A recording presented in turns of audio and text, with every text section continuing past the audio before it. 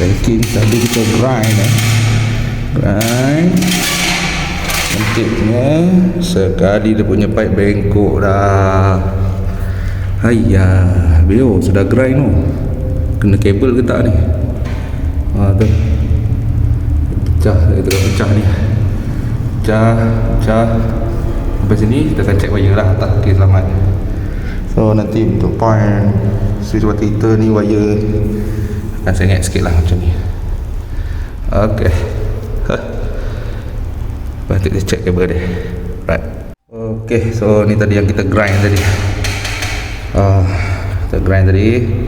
Nampak kabel dia, alhamdulillah kabel semua selamat. Ok, tak ada luka, terbaik, alhamdulillah.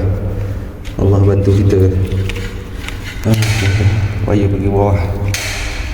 Nanti kita tutup balik. Kita akan buat laluan ke sini lah, sengit ke tepi untuk pipe, untuk switch water heater.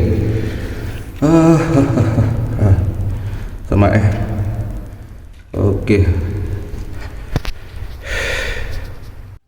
Ok, alhamdulillah sudah siap hacking ni. Tu nampak kena grinder so terselamat lah, kabel tak ada yang rosak. Ok,